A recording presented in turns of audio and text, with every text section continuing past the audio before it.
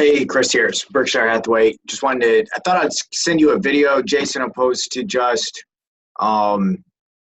kind of talking to you on the phone or sending you pieces of paperwork without actually explaining what the data is. So here's just, in the way that I'm going to work this is going to be um, broad. So it's happened on a national level, and then I'm going to narrow it down all the way to your neighborhood and your lake. So it should give us a pretty big scope of what's going on. First of all, inventory, we can see where we were below the average for inventory. Now we're a little bit above it. And so we're just moving into more of a even buyers and sellers market. And then interest rates, here's a projection from Freddie Mae and Freddie Mac. So, however, these people have been wrong. I've been in the business about 8 years, and they have never been accurate on what was going to happen. I mean, they kind of have been, like they kind of projected something like this, but for 99% of the time, I mean, they've been telling us that the interest rate is just going to keep going up since 2017, 2016, and it really hasn't been the case. So I don't know how to take this, but I feel like I'm doing you a disservice if I don't tell you this is where potentially the interest rates are going to go. Here's what a market looks like when you have months of inventory. So anything less than 6 months of inventory, that ends up becoming a buyer's market, or a correction, a seller's market. Anything that's between 6 and 7 months is a neutral market. And then things that are greater, so if the inventory is greater than 7 months, it means if all the inventory should be absorbed, if demand stays the same within 7 months, then it's a seller's market. So, and here's how, just talking about interest rates, here's how the interest rate will affect your future buyer. So it's important to kind of understand. So at 3.75, someone with paying principal and interest could buy 100 for $1,800 would give them the mortgage payment to be able to afford a $400,000 house. Now if that interest rate was to change from 3.5 to 3.75 to 4.75, we're going to be looking at almost the identical monthly payment for about $40,000 less in buying power. So we're talking about a 10% decrease in buying power as interest rates go up. So it's just a good window right now as interest rates are lower for people to be able to purchase a more expensive home. And so narrowing it down, so that's kind of what's happening on a national level, narrowing it down to what's going to happen in the greater Portage area. So let's start with averages. So if we look at Portage schools on average, we're looking at a $231,000. So as of right now, and we're looking at the South Portage area, looking at 239. Just make sure. Yep, 239. So 239. Now, those are strong numbers. They've obviously come up significantly. I mean, since 2010, we're looking at 150. However, the averages for the area are pulling your home down. Ideally, we would want the average to be significantly higher than your sale, so that the average is pulling you up. But looking a little bit closer, we can look at where we at? North, South Portage. So looking a little bit closer, what we do is we get an idea of what your annual sales rate is, or absorption rate.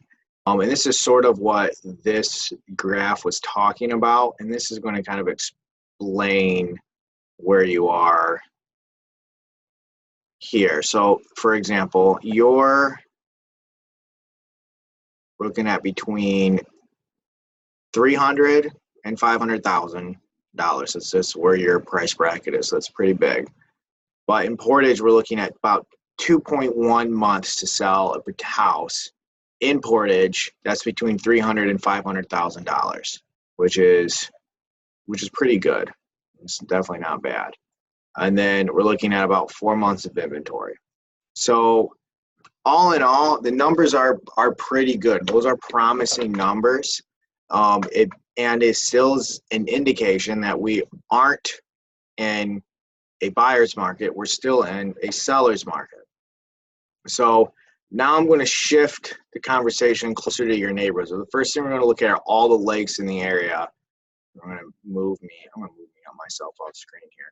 So all the lakes in the area, which is here, as you can see, and how does that shake down?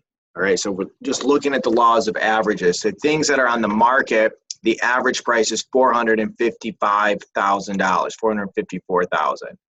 We're looking at everything that's pending. Only 3 are pending. The average pending price is $552,000. We look at the average sold price. We're going to go down from here. There's quite a few that have sold. The average price is $413,000. So as far as all of the lakes in the area, the average is pulling you up, which is exactly what we want to see. And then with another interesting phenomenon that's happening here, if we take a look at these numbers here, so these numbers are all this from sales price front to asking price, so the ratio. And so what we're looking at, in a sense, what are people coming to terms at? What percentage below sales price are people coming to terms at? And what we're seeing is, like, for this 315, we're 95% of sales price, 91% of sales price, 94% of sales price, 100% of sales price, 99, 93, 99, 94, 100. I mean, so we're just looking at, for the most part, the buyers that are writing offers seem to be writing offers. For me, you have a few outliers here. Like this one was at 600 and I ended up accepting it for 420 over in Scott's. But the point is for the most part, the odds are someone's going to write an offer that's relatively close to where we're looking. We're looking at about what you're asking for. We're looking at about 5%, probably on average after looking at all of this. And so this is good. This is encouraging. This is better than what I thought. So now then, if we go a step further and we just take a look at what's going on in Austin Lake, we can then sort of begin to paint a different picture. And actually what's shocking is the averages have gone up. So we're looking at 587 pending. There's only one pending sale right now on Austin Lake. So that's 730. And then we look at what's sold, and we're looking at 503. So again, the averages have gone up. So I think your next question is, well, these are all good. Why the hell hasn't my house sold? That's a phenomenal question. Where is my picture at? Put myself back on the screen. Huh. I don't know why it's gone.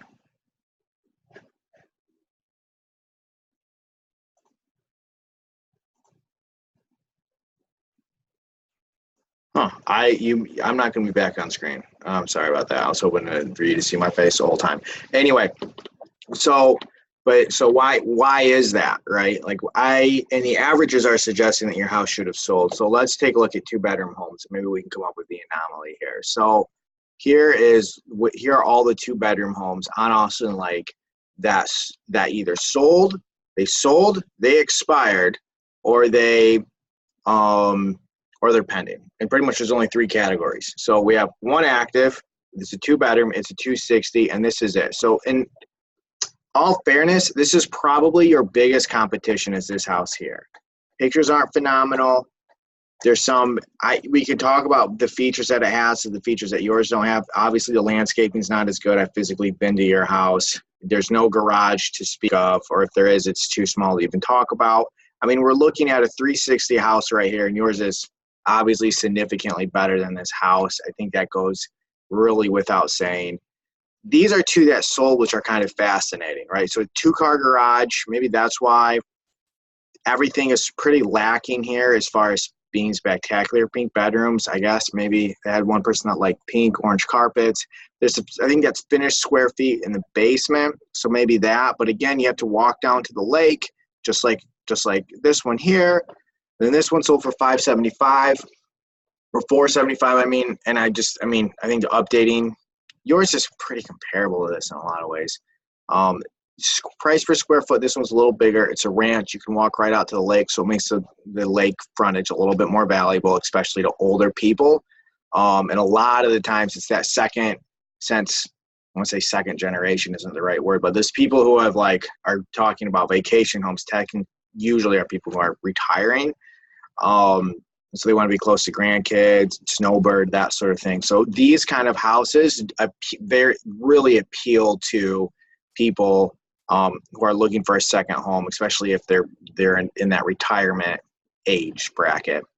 And this one sold for $380. I mean, it was real sharp, staged. I mean, and I physically was inside this house. Like I walked through this house again. I mean, we have a sandy beach, and you can walk right out to it there. So the square foot or the feet on the water frontage becomes more valuable when you have this, and you open yourself up to a slightly larger buyer bracket because you have access to that retirement community. And your home with the stairs just doesn't have quite that access. We'd have to find someone is a little bit more robust or spry that can handle this. But your house is I mean, the pictures are good. So I'm going to talk about your listing real quick. I think that's where we should go.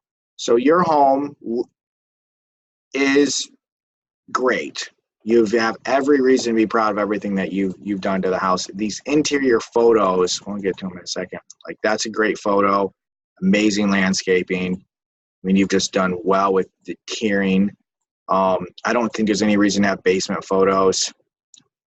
I'm not going to tell you to correct that, but that's just not a photo that should be up. I'm not saying you need to change anything about your house, but like, this does not add value.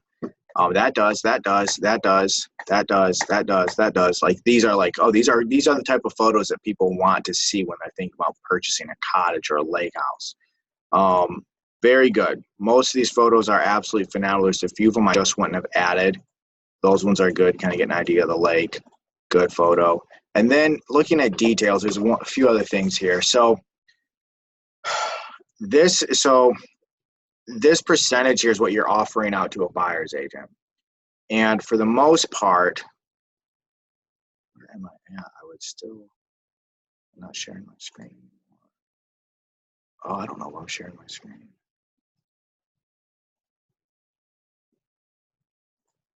Hold on, I'm sorry, man. I'm gonna try to figure this out. I don't know where my camera went.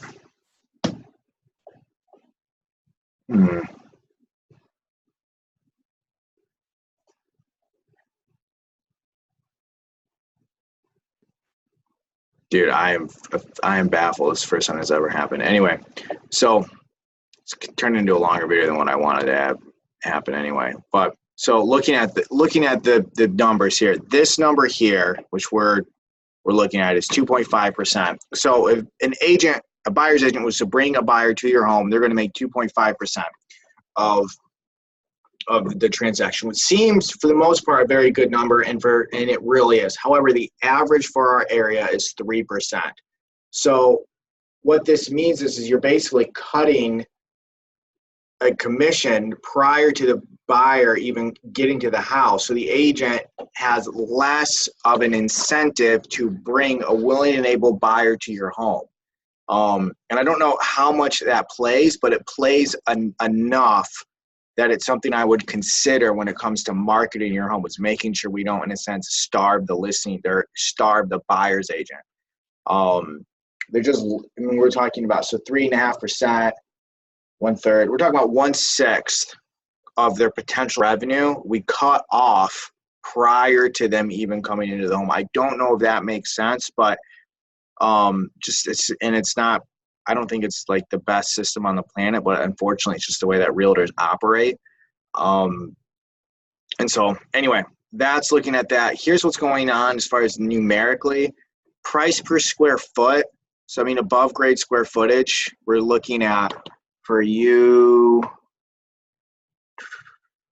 450 feet above grade, or 440 feet above grade. If we look at the ones that have sold, price per square foot here. So I'm looking over here on the other screen.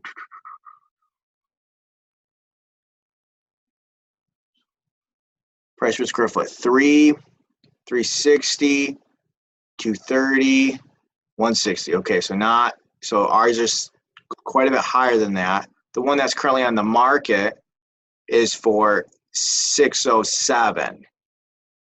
One that expired, which is yours. Okay, so all we have to do, given the absorption rate that's in the area, and right now we can just see for 2 bedrooms, there's 1, 2, 3 that have sold, and there's one that's currently on the market, being 2. That means within a year, because these are within a year, we should every 3 months there should be one of these houses where it should be leaving the market. 4 months. Every 4 months, 1 2-bedroom home on Austin Lake should sell. We just have to be that one that sells. So we have to beat this one out. And I think that is more than doable.